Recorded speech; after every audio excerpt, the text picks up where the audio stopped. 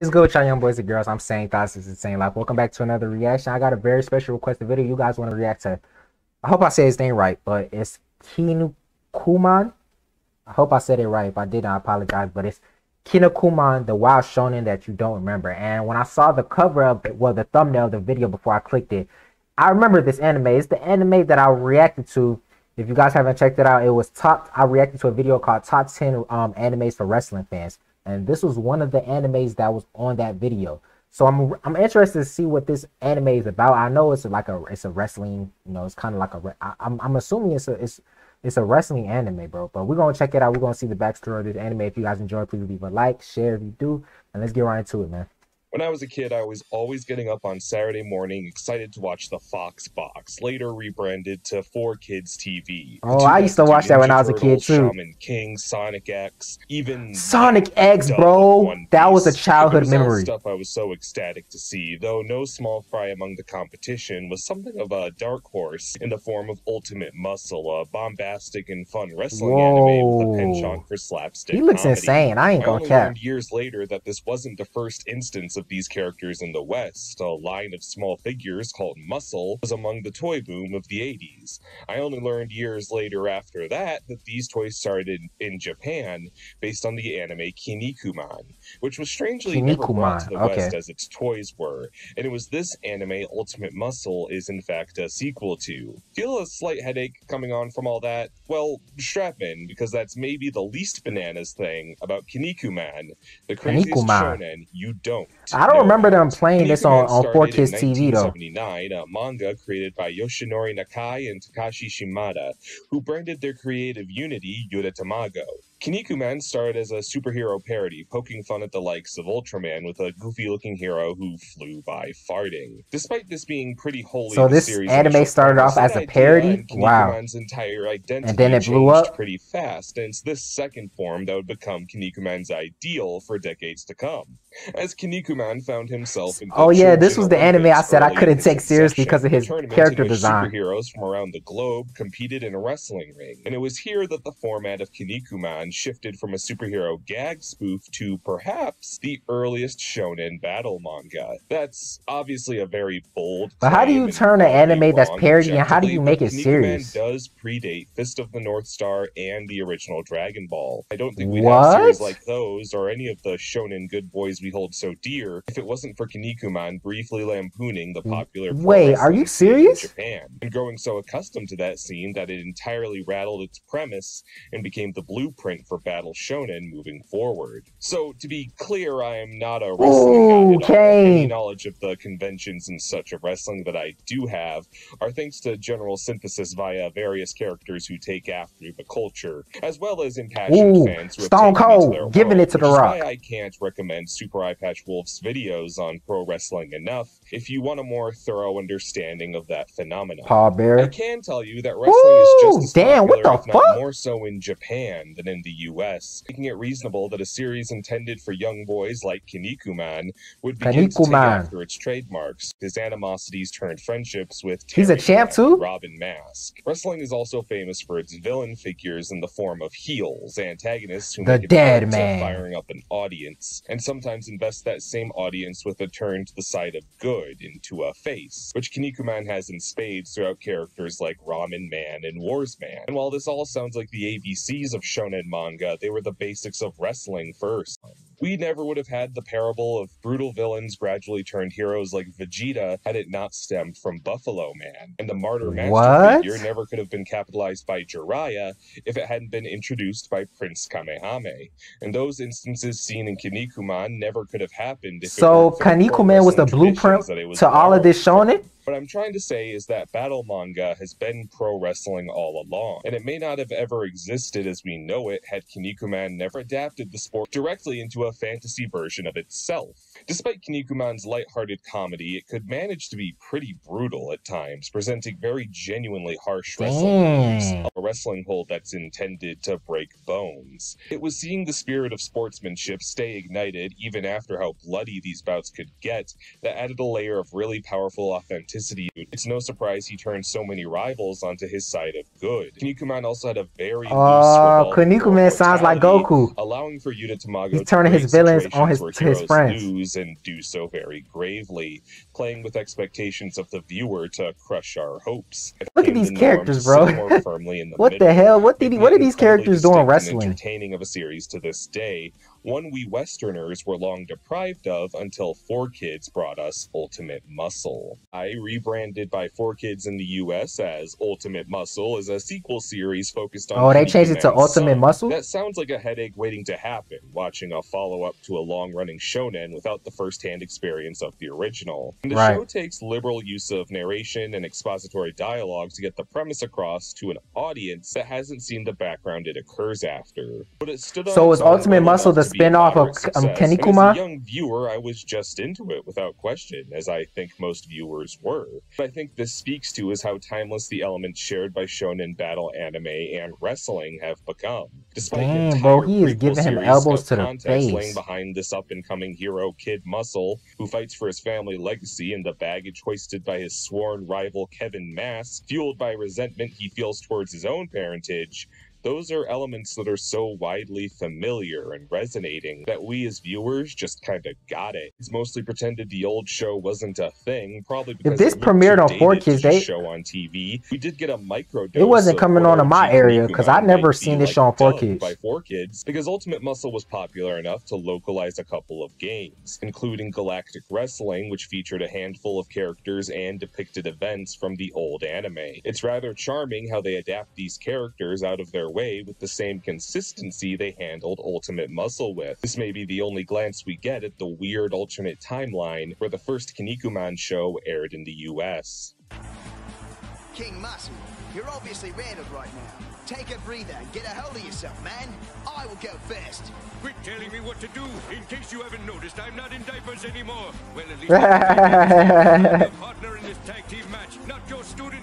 Instant Team's biggest problem is so what do they be wrestling for? Like what are they wrestling like for money or something? Here's our chance to tear apart the Muscle Brothers. Let's get them. Though the real charm of Ultimate Muscle was that despite how familiar the roles played by these characters were, the characters themselves were anything but.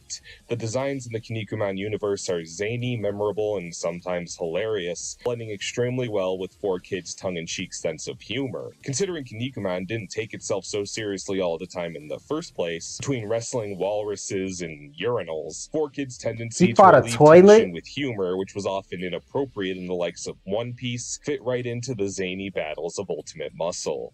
I'd be remiss not to mention I'm not gonna lie though, infamous censorship tactics the people he's fighting, bro, including somewhat baffling. He's fighting Annie and everything, bro. Geronimo into a British fighter called Beetle Bomb, and changing the Japanese wrestler simply called the Ninja into an American weeaboo called Ninja Ned. Some of those changes seemed pretty frivolous, but considering certain elements of Kinnikuman, that dude looks amazing, being fully localized in the first place, it's hard to criticize too much. Bringing us to the elephant in the room, the German goose-stepping elephant in the room. Among the main cast of the original Kinnikuman series was Brocken Jr., a German wrestler who dressed like a Nazi and posed like this. Okay, I know this looks bad, so I really can't blame anyone. Yo, they had the Nazi in this show among the good guys, as was the case in many countries and widely accepted to be the case in the US. Well, not actually the Nazis, but they portrayed him as the Nazis. Necessarily a white supremacist. That's not a good sentence to have to say. He's the son of Brocken Man, a blatant Nazi who's killed early on in the show. Brocken Jr. is introduced after this, supplanting his father as the resident German wrestler, and in turn reflecting the state of Germany after World War II. Brocken Jr. doesn't dress like his father because he aligns with him, but in remembrance rather than pretense that his country's dark past ever occurred. Similar to the real-life country of Germany and how they acknowledge their history via deliberate he doing that to his dad? The exhibition and retention of concentration camps. I do find myself walking on eggshells because I don't think a character like this is appropriate per se. Yet Brocken Jr.'s inception is, at least I hope, intentionally uncomfortable. We meet him as a Templar driven by vengeance, seeking to kill Ramen Man for his execution of Brocken Man.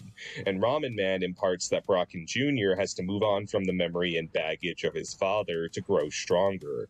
It's only after Brocken Jr. abandons his feud with Ramen Man and joins the heroes that he breaks into his own. His wardrobe begins to lean more broadly military as he steps away from the influence of his wicked father. And I don't know what is if that's not the Shonen redemption experience. That's interesting. Before you believed I wonder how his character dies though, or if his character does die. A new leaf. Kinnikuman challenged you to believe that a guy dressed like this could do the same, and that's incredibly bold. So much so that I don't think it should be sanctioned by viewers passively, and I like to give the benefit of the doubt that he'd be handled so far this show started off as a parody, and it has a controversial character in it that's portrayed to be the Nazis. From heel this is interesting, so y'all. There are plenty of instances of Kinnikuman's brilliant progression of villains into rivals into heroes. Again, this comments on the complex of real-life wrestlers and how they will often be managed to act as either faces or heels, depending on how the audience likes them, which often happens in shonen manga. The character Hiei in Yu Yu Hakusho was intended to be a one-off villain, but the readers loved him so much that he was brought back as one of the main heroes, a story you see all the time with roguish rivals turned friends. This is done to wrestlers as their actual careers can be turned totally upside down by how the audience takes them. If you're not believed as a face, you might become a heel and have a harder time. And what's interesting about Kinnikuman, wrestlers, every time they interview wrestlers that are heels, they say they enjoy heels rather than being a face. This principle and blurs it, begging the question of what kind of ripples can be made when bad guys turn good. A question answered by one of Kinnikuman's staple villains, Sunshine. Sunshine is a member of the Devil Chojin, evil wrestlers aligned directly with the Akuma Shogun, the ultimate evil in the Kinnikuman world. Sunshine took glee in causing pain, his body of sand making him terrifying and deadly. He was a prominent enough underling of darkness to be the tag partner for the prince of the underworld. Why they call him Sunshine? Asura Man. Sunshine and Asura Man's kinship as brothers in arms of evil was always interesting, as Sunshine fails to fully grasp his own unity with his partner, juxtaposed with the job description. That dude in the back with the mask and the long hair, he looks like he's the main villain of the show, or at least the final villain. Like so many villains who fought Kinnikuman before him, Asura Man would swap to the side of good, leaving Sunshine. My gosh, how many bad people did Kinnikuman turn good, bro?